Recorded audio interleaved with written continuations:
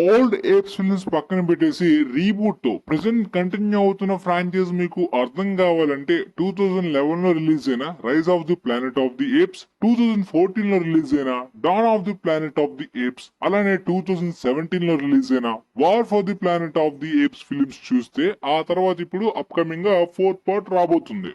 మన ఛానల్లో already apes playlist కూడా ఉంది. ఆల్రెడీ ఏప్స్ మీద బ్రేక్ డౌన్ వీడియోస్ చేశాను కదా. అప్కమింగ్ గా రాబోతున్న ఫోర్త్ పార్ట్ గురించి ఫుల్ గైడెన్స్ ఇచ్చేలాగా వీడియోస్ చేస్తానని కూడా చెప్పాను. కాబట్టి ఇవాల్టి వీడియోలో మనం ఇప్పటిదాకా ఈ ఫ్రాంచైజ్ లో జరిగిన టైమ్ లైన్ స్టోరీ మొత్తాన్ని కూడా రీక్యాప్ గా కంప్లీట్ గా తెలిసేసుకుందాం. అయితే ఈ rise of the planet of the apes timeline అనేది నియర్ ఫ్యూచర్ లాంటిది. అంటే ఒక 30 years తర్వాతనైతే మాత్రం ఎర్త్ ఏ విధంగా ఉంటుందనే దాని గురించి శాన్ ఫ్రాన్సిస్కోలోని ఒక బయోటెక్ కంపెనీలోని విల్ రాడ్మెన్ అనే సైంటిస్ట్ అయితే ఒక ఏఎల్జెడ్ అనే డ్రగ్ ని క్రియేట్ చేస్తాడు.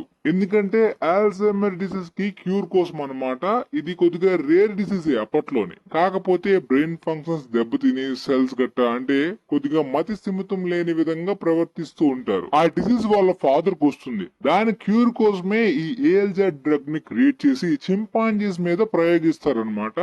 బ్రైట్ ఐస్ అనే ఒక లేడీ చింపాంజీ మీద దీన్ని ప్రయోగిస్తారు. అయితే దానిలోని బ్రెయిన్ ఫంక్షనింగ్ ఇంప్రూవ్మెంట్ అలా పెరుగుతూ ఉంటుంది. దాంతో ఆయన ప్రయోగం సక్సెస్ అయిందని చెప్పి భావిస్తాడు.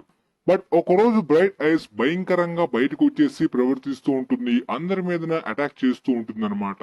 దాంతో అక్కడున్న గార్డ్స్ అయితే మాత్రం దానికి భయపడి సెల్ఫ్ డిఫెన్స్ గురించి దాన్ని షూట్ చేస్తారు. ఆ విధంగా బ్రైట్ ఐస్ చనిపోతుంది. దాంతో విల్ రాడ్మన్ యొక్క బాస్ అయిన స్టీవెన్ జాకబ్స్ అయితే ఆయన చింపాంజీ ఎక్స్పెరిమెంట్స్ ని ఏఎల్జెడ్ డ్రగ్ ని కూడా మొత్తం ఆయన ప్రయోగాలన్నింటినీ కూడా ఆపేయాలి, క్యాన్సిల్ చేసి దాన్ని బంద్ చేస్తాడు. బట్ విల్ రాడ్మన్ అసిస్టెంట్ సీక్రెట్ గా అబ్జర్వ్ చేసేది ఏంటంటే బ్రైట్ ఐస్ ఒక బాబుని కంటుందన్నమాట. ఆ బాబుని ప్రొటెక్ట్ చేయడానికి ఇక్కడ నుండి తప్పించుకోవడానికి ఆ విధంగా ప్రవర్తించిందని చెప్పి అప్పుడు వాళ్ళు రిలీజ్ అవుతారు. అయితే ఆమె కన్నా ఆ బాబునైతే మాత్రం సీజర్ అనే నేమ్ పెట్టుకుని విల్ రాడ్మన్ తనని ఇంటికి తీసుకువెళ్తాడు. తన మదర్ బ్రైట్ ఐస్ కి ఉన్న ఐక్యూ లెవెల్స్ తన కొడుకు సీజర్ కి కూడా వచ్చిందని చెప్పి ఆయన అబ్జర్వ్ చేస్తాడు. 3 years పెంచుతాడు.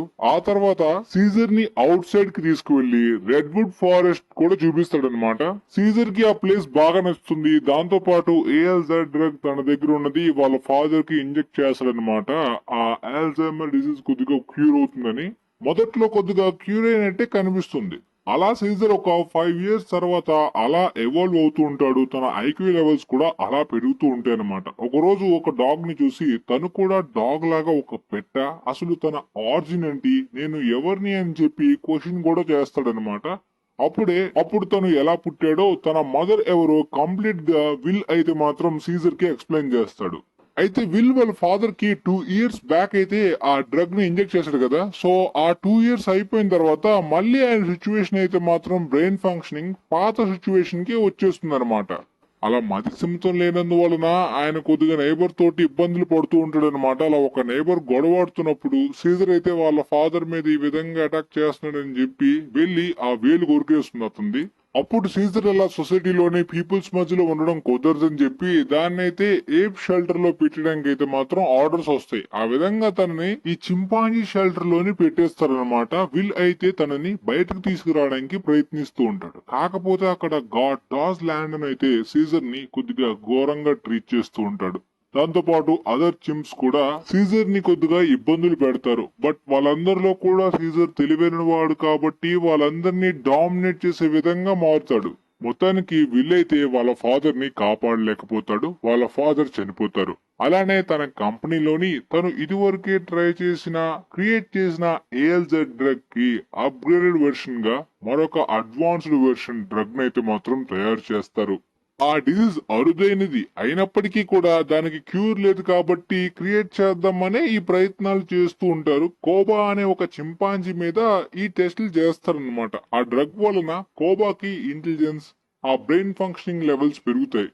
బట్ ఆ డ్రగ్ ని అడ్వాన్స్డ్ లెవెల్లో అప్గ్రేడ్ చేయడం వలన అక్కడున్న సైంటిస్టులు అందరూ కూడా ఇబ్బందులు పడి వాళ్ళు ఇల్ గా అనారోగ్య పాలవుతారు అనమాట. అలా ఒక సైంటిస్ట్ తన నైబర్ కి కూడా ఆ డిసీజ్ నైతే మాత్రం అంటిస్తాడు. దాంతో పాటు ఆ సైంటిస్ట్ చనిపోతాడు కూడా.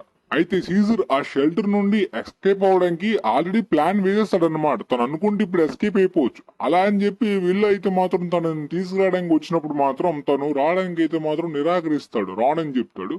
కాకపోతే ఆ నైట్ ఎస్కేప్ అయ్యి వీళ్ళు పడుకున్నప్పుడు తన ఇంటికి వెళ్లి తన దగ్గర ఉన్న ఆ ఏఎల్జెడ్ డ్రగ్స్ ని తీసుకువెళ్లి ఆ షెల్టర్ దగ్గర అయితే మాత్రం రిలీజ్ చేస్తాడనమాట. దాంతో ఆ రిమైనడ్ ఏప్స్ కూడా తెలివితేటలతోటి బయటికి ఎస్కేప్ అయిపోయి ఆ గాడ్ ని అయితే మాత్రం ఫైట్ చేస్తున్నప్పుడు సీజర్ మొదటిసారిగా మాట్లాడతాడనమాట.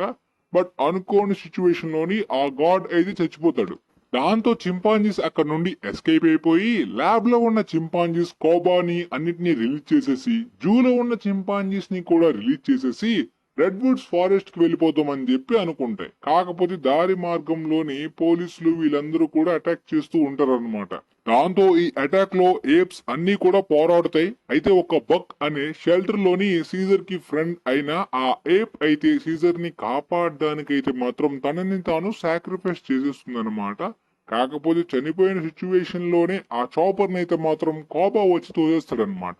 నిజానికి కోబాకి ఆ అడ్వాన్స్డ్ డ్రగ్ ని ఇంజెక్ట్ చేయడం వల్లనే కొద్దిగా ఈవిల్ గా మారుతాడేమో.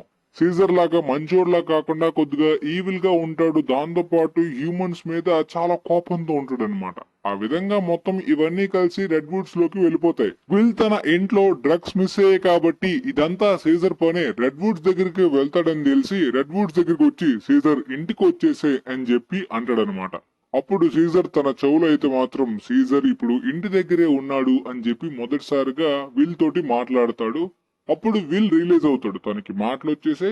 దాంతో పాటు తన ఇష్టాన్ని కూడా ఇప్పుడు మనం అగ్రి చేయాలి అని చెప్పి వదిలేస్తాడు.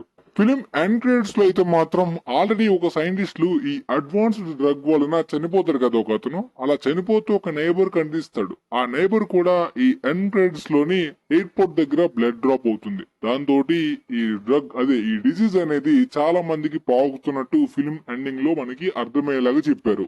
అయితే ఆ వైరస్ నేమ్ సిమియన్ ఫ్లూ అని మెన్షన్ చేశారు. దాంతో పాటు ఈ ఫిలిం మధ్యలోని ఇకరిస్ షిప్ అయితే మార్స్ కి వెళ్తున్నట్టు చూపిస్తారు. దాంతో పాటు ఒక న్యూస్ పేపర్ లో ఒక యాక్షన్ సీన్ లో అంటే మొత్తం గందరగోళం అవుతున్న సీన్ లో అయితే మాత్రం ఆ ఇకరిస్ షిప్ స్పేస్ లో కనుమరుగయ్యిందని కూడా న్యూస్ పేపర్ లో మెన్షన్ చేస్తారు. 1968 ఒరిజినల్ ఏప్స్ ఫిల్మ్స్ లోని దాంతోపాటు 2001 లో వచ్చిన మార్క్ వాల్బర్గ్ రీబూట్ ఏప్స్ ఫిల్మ్స్ లో కూడా ఈ ఇకరిస్ షిప్ ద్వారానే ఆస్ట్రోనట్స్ అయితే స్పేస్ లో కనుమరుగయ్యి ఫ్యూచర్ లోకి టైం ట్రావెల్ చేసేసి ఫ్యూచర్ లో మొత్తం ఏప్స్ పరిపాలన జరుగుతున్నప్పుడు అయితే మాత్రం ఫ్యూచర్ టైం ట్రావెల్ చేసి ఆ ప్లేస్ కి వస్తారనమాట. ఆ ఫిల్మ్స్ అన్ని కూడా నాన్ లీనియర్ గా టైం ట్రావెల్ ని మిక్స్ చేసి ఆ విధంగా ఉంటాయి. బట్ ప్రెసెంట్ టైం లైన్ లోని టైం ట్రావెల్ గురించి ఎక్కడ ఉండదు. లీనియర్ గానే స్టోరీ అంతా కూడా వెళ్తుందన్నమాట. బట్ ఇకరిస్ ని మెన్షన్ చేశారంటే ఇప్పుడు అప్కమింగ్ గా రాబోతున్న ఫిలిం లోని టైం ట్రావెల్ చూపించే అవకాశం కూడా చాలా ఎక్కువగా ఉంది. ఇక ఆ తర్వాత second part don of the planet of the apes time line అయితే 10 ఇయర్స్ తర్వాతన స్టోరీ స్టార్ట్ అవుతుంది అనమాట. ఈ 10 సంవత్సరాల్లోని ఈ వైరస్ ప్రపంచవ్యాప్తంగా చాలా ఫాస్ట్ గా పాకిపోయిందనమాట. చాలా మంది పాపులేషన్ అంతా డెడ్ అయిపోయి అపోకలిప్టిక్ సిచ్యువేషన్ ఆల్మోస్ట్ వచ్చేసింది. బట్ ఆ ఏఎల్జెడ్ అడ్వాన్స్డ్ డ్రగ్ వలన నార్మల్ డ్రగ్స్ వలన కూడా ఏప్స్ అయితే తెలివిగానే మారుతూ ఉంటాయి. అలా అడవిలో ఉంటాయి. వాటికి నాయకుడు సీజర్ అన్నమాట. అయితే సీజర్ కొడుకు బ్లూ ఐస్ అండ్ తన ఫ్రెండ్ కలిసి అడవిలో వెళ్తున్నప్పుడు హ్యూమన్ ని చూస్తారన్నమాట. ఆ హ్యూమన్ కొద్దిగా భయపడి తన ఫ్రెండ్ ని సీజర్ యొక్క కొడుకు ఫ్రెండ్ ని షూట్ చేస్తాడు. ఆ సౌండ్ కి ఏప్స్ అన్ని వచ్చేస్తాయి. మొత్తం కొంతమంది కోబా వీళ్ళందరూ అయితే హ్యూమన్స్ ని చంపేద్దాం అనుకుంటారు. బట్ ఆ హ్యూమన్స్ అయితే మాత్రం సీజర్ వెళ్లిపోవాలి అని చెప్పి అరుస్తాడు తప్ప ఏమి చేయడు. బట్ కోబా అయితే మాత్రం ఆ హ్యూమన్స్ అందరూ బ్రతికి ఉన్నారు. వాళ్ళకి మనం ఉండే ప్లేస్ తెలుసు కాబట్టి వాళ్ళు మళ్ళీ తిరిగి వస్తారు, వాళ్ళ దగ్గర వెపన్స్ ఉన్నాయని చెప్పి హెచ్చరిస్తాడు. అయితే ఈ సీజర్ అయితే మాత్రం ఆ హ్యూమన్స్ ఉండే కాలనీ దగ్గరికి వెళ్లి గట్టిగా అనౌన్స్ చేస్తాడనమాట. ఏప్స్ అయితే యుద్ధాన్ని కోరుకోవట్లేదు, పీస్ఫుల్ గా మీరుండే ప్లేస్ లో మీరుండండి, మేముండే ప్లేస్ లో మేము ఉంటాం అని చెప్పి న్యాయంగానే మాట్లాడతాడు. అయితే ఆ కాలనీలో ఉండే మాల్కమ్ అండ్ అతని లీడర్ అయిన డ్రేఫస్ అయితే మాత్రం అక్కడ ఉండే ఆ ప్లేస్ కి వెళ్ళాలని మళ్ళీ ప్రయత్నిస్తుంటారు అనమాట. ఎందుకంటే అక్కడికి వెళ్తారన్నమాట. వెళ్ళిన తర్వాత ఏప్స్ కి దొరికిపోతారు. అప్పుడే తను క్లియర్ గా చెప్తాడు అనమాట, మీరుండే టెరిటరీలోని ఆ హైడ్రో ఎలక్ట్రిక్ డ్యామ్ కి అయితే మాత్రం కనెక్షన్ ఉంది. అక్కడ మేము కొద్దిగా వర్క్ చేయగలిగితే మా కాలనీకి మా సిటీ వైపు అయితే మాత్రం చాలా కాలం వరకు ఎలక్ట్రిసిటీ అయితే మాత్రం ఫ్రీగా వస్తుంది. కాబట్టి మాకు అవసరం చాలా ఎక్కువగా ఉంది. ప్లీజ్ ఒప్పుకోమని రిక్వెస్ట్ చేస్తే సీజర్ అయితే ఒప్పుకుంటాడు. కాకపోతే మీ వెపన్స్ ని వదిలేసి రమ్మని ఆర్డర్ చేస్తాడనమాట. ఆ విధంగా వీళ్ళు వెపన్స్ వదిలేస్తారు. బట్ ఆ ఒక్కడు ఇంతకు ముందు షూట్ చేసిన వాడే మళ్ళీ వెపన్ ని తీసుకొస్తాడు. అది కూడా తెలియకుండా సీక్రెట్ గా. అయితే మాల్కమ్ వాళ్ళ వైఫ్ ఎలీ, దాంతో పాటు అతని కొడుకు అలెగ్జాండర్ అయితే మాత్రం ఏప్స్ కి కొద్దిగా క్లోజ్ అవుతారనమాట. వాళ్ళు పని చేస్తూనే ఏప్స్ తో ఫ్రెండ్లీగా ఉంటారనమాట. అప్పుడే వీళ్ళైతే ఈ సీక్రెట్ గన్ ని కనిపెట్టిన తర్వాత సీజర్ అయితే వెంటనే హ్యూమన్స్ ఇక్కడ నుండి వెళ్ళిపోవాలి. మీరు ఎప్పుడైతే నా మాట కాదని గన్స్ తెచ్చారో మీ మీద నాకు నమ్మకం లేదని చెప్పి అంటాడు. బట్ ఒక ఆప్షన్ ఇస్తాడు, ఏప్స్ కూడా మీకు హెల్ప్ చేస్తాం, కాకపోతే ఫాస్ట్ గా ఒక్క రోజులోనే మీ పని పూర్తి చేసుకుని ఇక్కడ నుండి వెళ్ళిపోవాలి అని స్ట్రాంగ్ గా ఫిక్స్ అవుతాడు. మాల్కమ్ వాళ్ళ వైఫ్ ఎలీ అయితే మాత్రం సీజర్ వైఫ్ కొర్నీలియా కొద్దిగా డిజీజ్ తోటి ఏదో అనారోగ్యంగా బాధపడుతుందని చెప్పి నేను క్యూర్ చేస్తాను, నేను ట్రీట్ చేస్తానని చెప్పి ఆమెకి హెల్ప్ చేస్తుంది. ఇటువైపు కోబా హ్యూమన్స్ కాలనీ దగ్గర చూస్తే చాలా వరకు ఆర్మర్స్ ని, అదే వెపన్స్ ని క్యారీ చేస్తున్నదంతా కూడా అబ్జర్వ్ చేసి హ్యూమన్స్ వల్ల పెద్ద థ్రెట్ రావచ్చు, నీకు ఏప్స్ కన్నా హ్యూమన్స్ బాగా ఇష్టం అని చెప్పి సీజర్ ని తిడతాడనమాట. దాంతో సీజర్ కోపం వచ్చి కోబాని కుక్క దెబ్బలు కొడతాడు. ఆ నైటే కోబా ఆ ఆర్మరీ దగ్గరికి వెళ్లి కొంతమంది గార్డ్స్ ని చంపేసి వాళ్ళ దగ్గర ఉండి వెపన్స్ ని తీసుకొచ్చేసి, అలానే కార్బన్ ఆల్రెడీ వెపన్ వల్ల మొత్తం అబాండ్ అయ్యాడు కదా ఆ ప్లేస్ నుండి, అతన్ని అయితే మాత్రం చంపేస్తాడనమాట. ఆ మొత్తానికి ఎలక్ట్రిసిటీ వర్క్ అయ్యి లైట్స్ అయితే మాత్రం నైట్ కి వచ్చేస్తాయి అనమాట. బట్ కోబా వచ్చి అక్కడున్న ఏప్స్ ప్లేస్ లోనే ఒక మంట పుట్టించి డైరెక్ట్ గా సీక్రెట్ గా సీజర్ ని అటాక్ చేస్తాడనమాట. అలా సీజర్ అటాక్ అయ్యి కింద పడిపోయిన తర్వాత ఒక హ్యూమన్ గన్ నాకు దొరికింది, ఎవరో ఒక హ్యూమన్ నే సీజర్ ని అటాక్ చేశారు, మనుషుల్ని నమ్మకూడదని చెప్పి వాళ్ళందరినీ డైవర్ట్ చేస్తాడు. అప్పుడు ఆ ఏప్ ఆర్మీ అంతటికి కూడా హ్యూమన్స్ ఉండే కాలనీ దగ్గరికి వెళ్లి అటాక్ చేయాలి మన సీజర్ గురించి అని చెప్పి వాళ్ళందరినీ కూడా వార్ కి తీసుకువెళ్తాడు అనమాట. అయితే కొంతమంది ఏప్స్ అయితే మాత్రం ఇది కరెక్ట్ కాదు, సీజర్ ఇది ఎప్పుడు కూడా కోరుకోడు, నువ్వు చేస్తుంది తప్పు అని కోబాకి ఎదురు తిరిగిన వాళ్ళందరినీ కూడా బంధించేసేసి వాళ్ళని బ్యాడ్ గా ట్రీట్ చేస్తాడు కోబా. అయితే నైట్ జరిగిన అటాక్ లోని మాల్కమ్ వాళ్ళ ఫ్యామిలీ మెల్లిగా ఎస్కేప్ అవుతూ సీజర్ యొక్క బాడీని కొద్దిగా దెబ్బలతో చూస్తారు. అయితే అతన్ని తీసుకువెళ్లి అతను ఇదివరకే ఉండే ఇంటి దగ్గరికి తీసుకువెళ్లి మెడిసిన్ తెచ్చి అతన్ని ట్రీట్ చేస్తున్న టైంలో అయితే మాత్రం సీజర్ కొడుకు బ్లూ ఐస్ ని చూస్తాడనమాట. దాంతో పాటు అప్పుడు సీజర్ చెప్తాడు, నన్ను అటాక్ చేసింది హ్యూమన్ కాదు, ఒక ఏప్, కోబా అని చెప్పి రివీల్ చేస్తాడు. అప్పుడే తన కొడుకు బ్లూ ఐస్ కూడా చెప్తాడనమాట, కోబా అయితే దారుణంగా ఏప్స్ ని ట్రీట్ చేస్తున్నాడు, అతనికి ఎవరు నో అనలేక భయంతో పని చేస్తున్నారు, నో అన్న వాళ్ళందరినీ కూడా బంధించేస్తున్నాడు అని. ఆ నైట్ కే బ్లూ ఐస్ వెళ్లి అక్కడ బంధించిన ఉన్న వాళ్ళందరినీ కూడా విడిపించేస్తాడనమాట. అలానే మాల్కమ్ తన ఫెసిలిటీకి వెళ్లిన తర్వాత తన లీడరే ఇంతవరకు ఈ ఎలక్ట్రిసిటీ గురించి, దాంతో వచ్చే రేడియో సిగ్నల్ ద్వారా కొంతమంది బ్రతుకున్న వాళ్ళకి మెసేజ్ పంపించి ఈ ఏప్స్ తో వార్ కి కోసం అయితే మాత్రం హెల్ప్ అడుగుతాడు. అది రిలీజ్ అయిన మాల్కమ్ అతన్ని ఆపుతాడు. ఇటువైపు తిరిగి వచ్చిన సీజర్ అయితే మాత్రం ఏప్స్ అందరికి కూడా కోబా గురించి క్లియర్ గా ఎక్స్పోజ్ చేస్తూ కోబా తోటి గట్టి ఫైట్ లోని కోబా చనిపోతున్నప్పుడు కాపాడాల్సిందే, కాకపోతే నువ్వు ఏప్ కాదు, మంచి ఏప్ అయితే ఖచ్చితంగా నేను కాపాడుదునని చెప్పి అతను వదిలేస్తాడు. ఆ విధంగా కోబా చనిపోతాడు. సో మొత్తానికి ఏప్స్ హ్యూమన్స్ మీద తిరగబడినట్టు బ్యాడ్ గా కోబా వల్ల క్రియేట్ అయింది. అలానే మాల్కమ్ వాళ్ళ లీడర్ ఆల్రెడీ సిగ్నల్స్ పంపించేశాడు, ఏదో ఒక టైంలో యుద్ధం రావచ్చు అని చెప్పి సీజర్ కి హెచ్చరిస్తాడు మాల్కమ్. అక్కడితో don of the planet of the apes part 2 అయితే ఎండ్ అవుతుంది.